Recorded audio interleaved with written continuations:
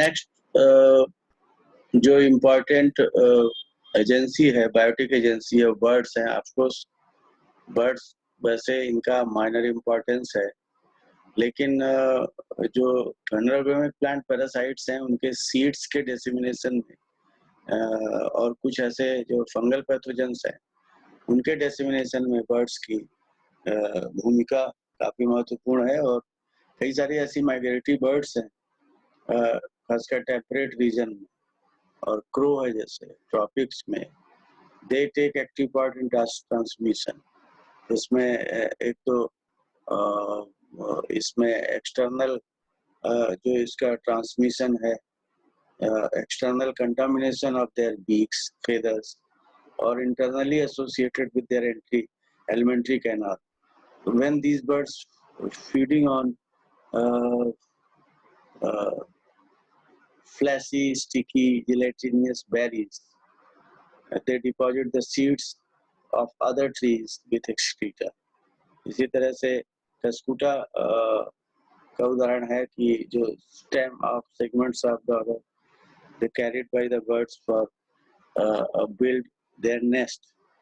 इस तरह से वो जो सीड्स हैं वो उसके साथ जो कस्कुटा का जो सेगमेंट है उसके साथ सीड्स भी जाते हैं, और इस तरह से ये इसका फंगल प्लांट पैरासाइट डिसेमिनेशन होता है। ऐसे कई सारे हैं, not less than 18 species of the world जो कि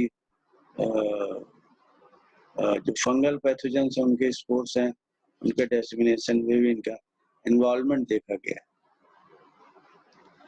then come to the fungal plant parasites, जिसमें कस्कुटा और जो है वो it is known to transmit the plant viruses from one plant to another plants.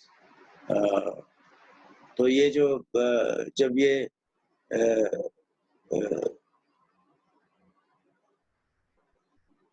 इसकी जब ग्रोथ होती है खासकर ग्रीन लीव्स में, और इसमें जब ये then it transmitted the viruses.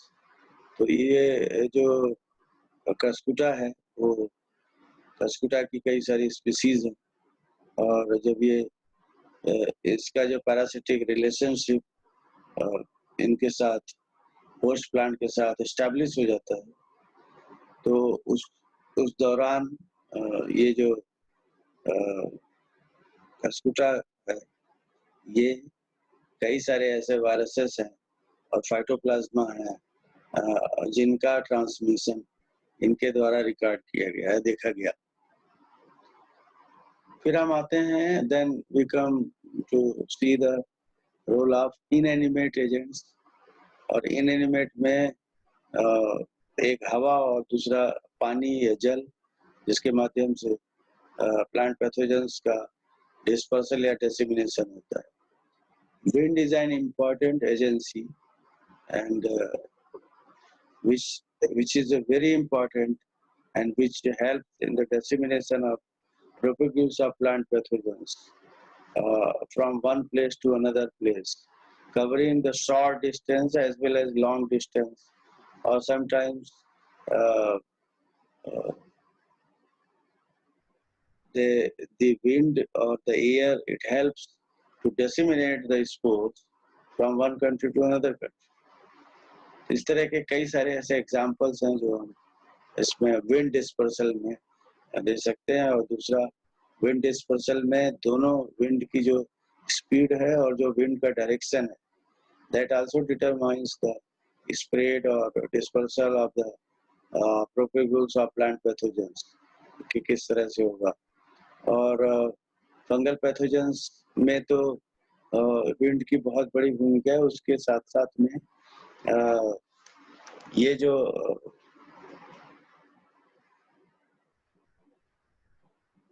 Bacteria pathogenic plant pathogenic bacteria है,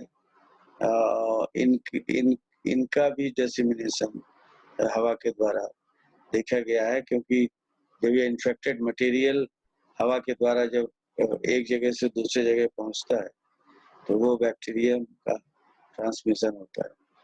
अब ऐसे एग्जाम्पल्स में कई सारे हम दे सकते हैं कि हवा के द्वारा जितने भी प्रकार के स्पोर्स हैं, चाहे वो ओमाइसीट्स के स्पोर्स हों, चाहे वो एस्कोस्पोर्स हों, चाहे वो एस्कोमाइसीट्स के हों, ड्यूटेरोमाइसीट्स के हों, रस्ट के स्पोर्स हों, स्मट्स के स्पोर्स हों या सीड्स हों, फेनामिड प्लांट पैरासाइट्स, सभी का ट्रांसमिशन एयर के द्वारा या हवा के द्वारा होता है। Viruses of phytoplasma, of course, they are not directly transmitted by wind, but the wind determines the flight as well as the direction of flight of insects and other vectors. तो ये जो इंसेक्ट वेक्टर्स की flight को हवा के द्वारा नियंत्रित किया जाता है या नियंत्रित होती है, तो उस दौरान भी ये इनडायरेक्ट रूप में जो एयर है, it helps in the dissemination of these viruses or phytoplasma-like organism. फिर इसमें ये भी देखा गया कि जब डिस्पर्सल होता है इसमें फंगल स्पोर्स का, और तो ये जो स्पोर्स हैं, इतना फोर्स रहता है हवा में कि ये फोर्स के द्वारा ये लॉन्ग डिस्टेंस कवर करते हैं। पाउडरी मिल्ड्यू है, डाउनी मिल्ड्यू है, रस्ट है, स्मट्स है, ये सभी के स्पोर्स जो है वो हवा के द्वारा एक जगह से दूसरे जगह डिसेमिनेट करते हैं। और uredial stage of rust fungi, specially wheat rust, it travel long distances. और अगर हम ये देखें कि हवा के द्वारा ये जो डिजीज है, ये एपिडेमिक्स के रूप में एक सीजन में कई जगहों पे ये एपिडेमिक के रूप में फैलती है। और ये फैलती इसीलिए है कि ये इसके जो स्पोर्स हैं वो हवा के द्वारा एक जगह से दूसरे जगह ट्रांसपोर्ट किए जाते, ले जाए जाते हैं। और इंडिया में जो रस्ट फंजाई है, व्हीट रस्ट फंजाई है, जिसके बारे में ये माना गया है कि इसमें हर साल जो इनाकुलम है वो इरिडोस्पोर्स, तो हर साल हिली एरिया से, चाहे वो नॉर्दर्न हिल जोन हो, चाहे वो नीलगिरी हिल्स हो, जितना भी इनाकुलम है, ब्लैक रस्ट का, ब्राउन रस्ट का, येलो रस्ट का, इंडिया में वो इन्हीं दो एरियाज से ओरिजिनेट होता है और हवा के द्वारा पूरे इंडिया में, चाहे वो नॉर्थ इंडिया हो, चाहे वो सेंट्रल इंडिया हो, even it reaches to the eastern part of the India, eastern India में भी ये पहुंचता है। ये केवल एयर के द्वारा ही इनका डिसेमिनेशन होता है। और इसमें ये देखा गया कि जो इरिडोस्पोर्स, एसियोस्पोर्स हैं, इसके ब्लैक स्टेम रस्ट के, पक्सिना ग्रेविटेटिसाई के, ये 4200 मीटर जो इन्फेक्टेड फील्ड है उसके ऊपर तक डिस्टेंस में देखे गए।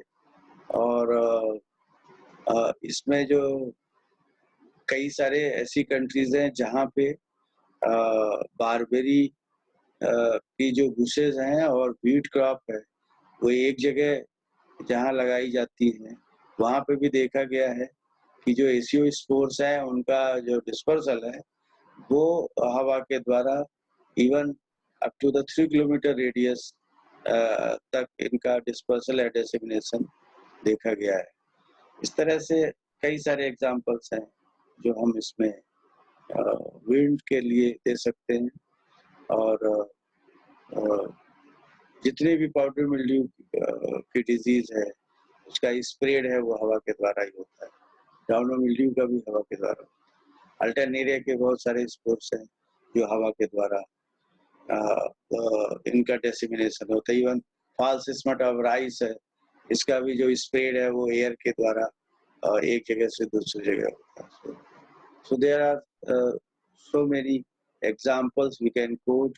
Even blast of rice का कर सकते हैं, Helminthosporiums का कर सकते हैं, जो brown spot of rice disease cause करता है। तो इस तरह से we can quote several examples. और इवन इसमें ये देखा गया कि कुछ ऐसे भी इसमें देखा गया कि जो कोनिडिया है, डाउनी मिल्ड्यू के, पाउडरी मिल्ड्यू के ऐसे स्पोर्स हैं, ये तो हवा के द्वारा एक जगह से दूसरी जगह इनका डिसेमिनेशन होता है। फिर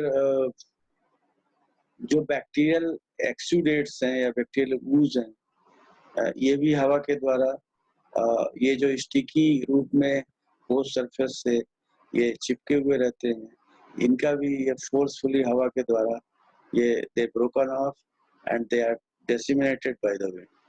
So wind also helps in the dissemination of bacterial propagules as well as nematodes also.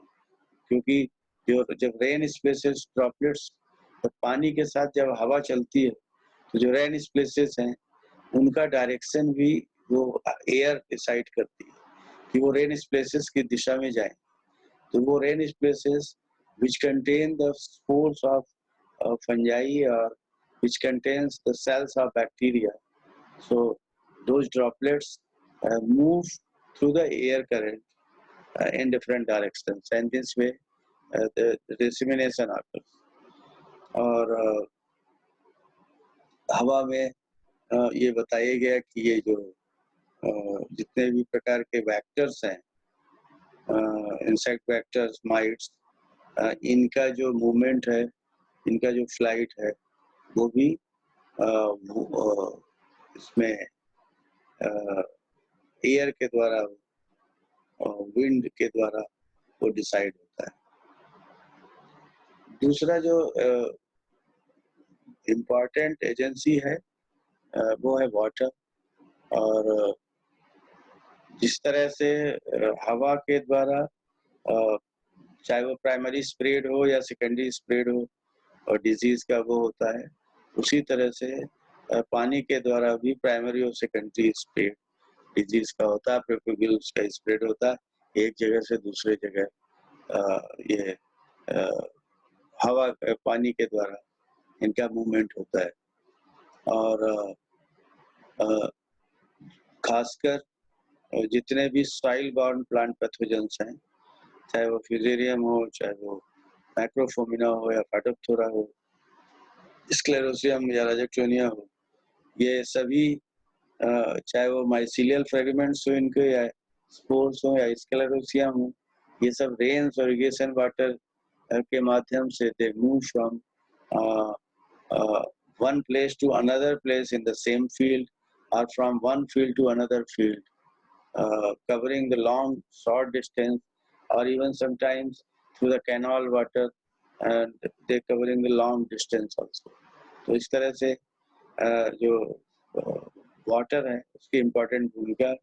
दूसरा जो रेन ड्रॉप वाटर या रेन स्प्लैशेस हैं, पानी के छींटे, जिनके माध्यम से most of the bacterial diseases they are disseminated by the rain splashes. तो इस तरह से ये जो